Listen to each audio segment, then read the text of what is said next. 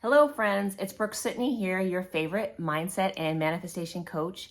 This is the place where you come if you want to reprogram your mind so you can make miracles manifest. Today, I have a powerful, I feel like it's a soul shifting, thought breaking, reprogramming message about our thoughts about ourselves and our beliefs about ourselves and our self-worth so that we can quantum leap and manifest the life of our dreams.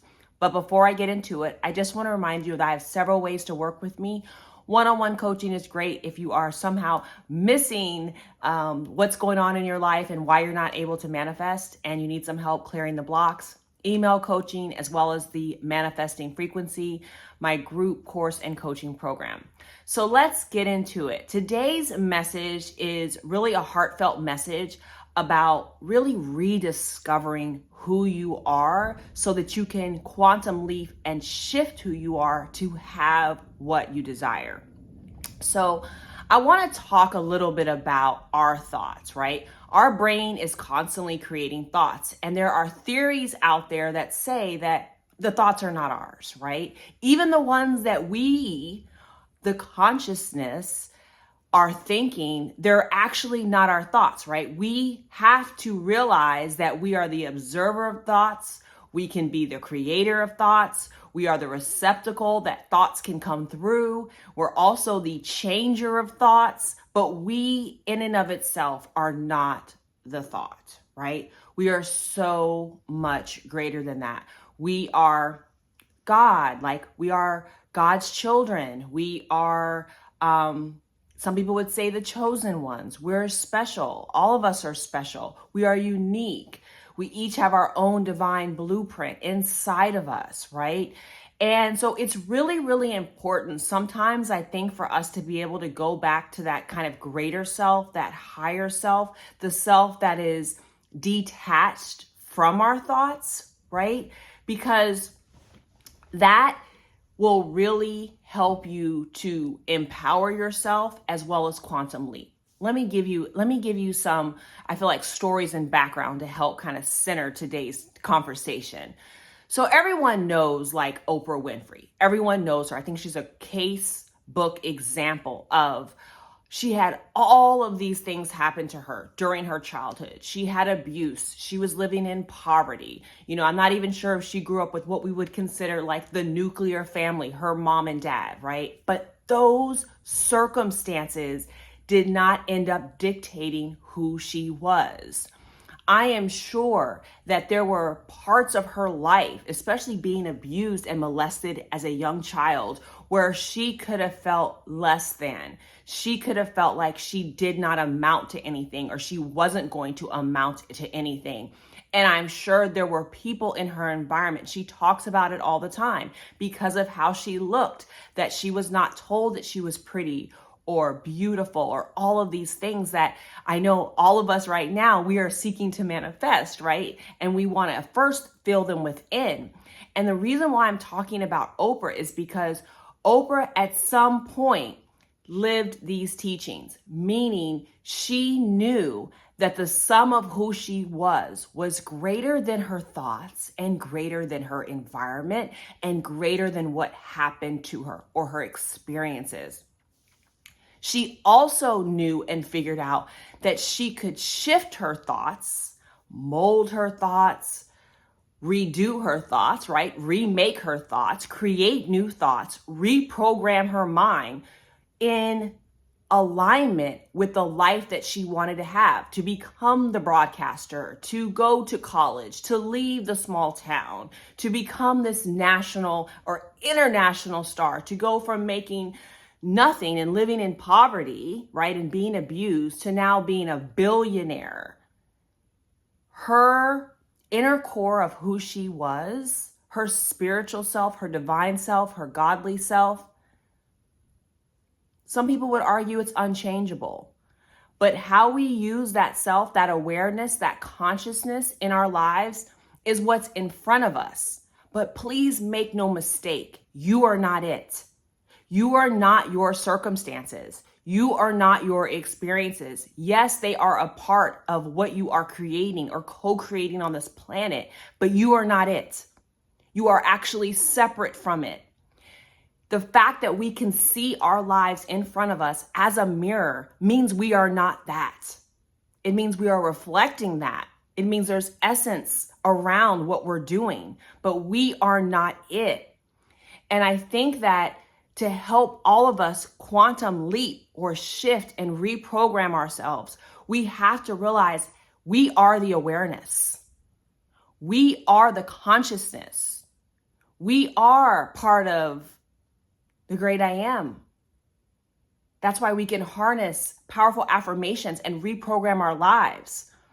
But I need you to see that our thoughts, like our mind, are tools to create this experience that we want on this 3D plane, right? You must understand that we are not our thoughts. And whatever you've created in front of you, although it seems so real, because it's what we're experiencing in this physical bodysuit, it seems so real. And in many ways, it is real because of how gravity works, but it's not unchangeable. And I also want you to see that you are not it. Ultimately, you are not it. You are greater than it. This is an old vibration. This is an old thought. This is the past. And I'll remember to go and tag that video. Many of us are still working with the selves that has decided to keep thinking those thoughts and keep creating these old patterns, these old ways of thinking, these habits, belief systems that are not serving us. They're not serving the greater part of us. But I want you to hear me today. You are not that thought. You can change that thought to serve whatever you desire, to serve what you want to have in your life. That's what Oprah did.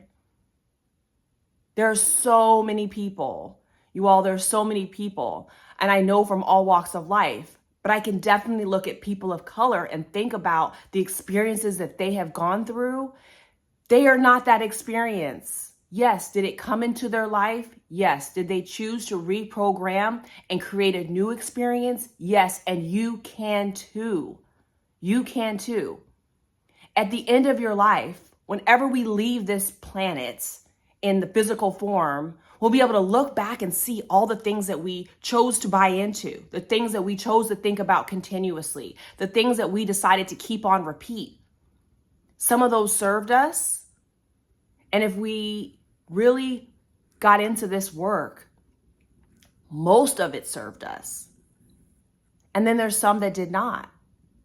But our sum total, hopefully, is in the balance of where it is working out for us, where we created a life of joy. We created a life of peace. We created a life of abundance. But that begins with picking and choosing those thoughts, so much so that it is in alignment with who our spirit is and who we, in the greatest sense, are. We are love. We are peace. We are joy. We are abundance.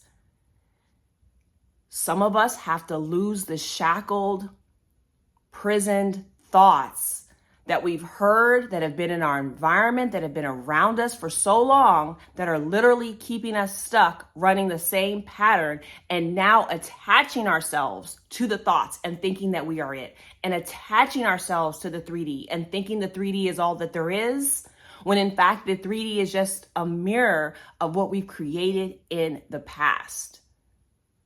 Today, I want you to remember who you are. Remember whose you are, right? Remember how powerful you are. Become the observer. Become the point of awareness. Become the consciousness that makes the decision to jump timelines by changing what they're focusing on and changing what they're thinking about. You are not whatever you don't like in your life. You are not that. You are not. You are greater than that.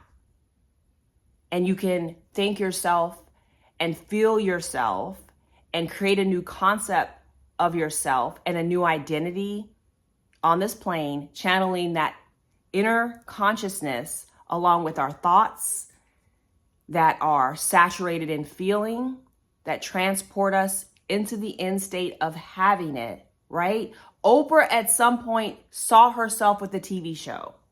Even when it was like Donahue back in the day, she saw herself with her own TV show. Even when she was still just like a local newscaster, she saw herself there. Can you use your energy today, your consciousness, your awareness? Can you pull it away from the 3D, remember who you are, and transfer your consciousness into your higher timeline of where you want to be? Use your thoughts to go there. Use your feelings of what it feels like to be there. Use the self-concept of the person who has the thing, the you that's existing already, some would argue, in that timeline. And then take aligned actions and follow those spiritual nudges and intuitions in terms of your actions to keep you in alignment with that vision, that wish fulfilled, that goal. So today, it is my hope that you can remember who we are, who all of us are. Make sure you're subscribed to this channel, like this video, and turn that bell on, and I'll see you in the next one.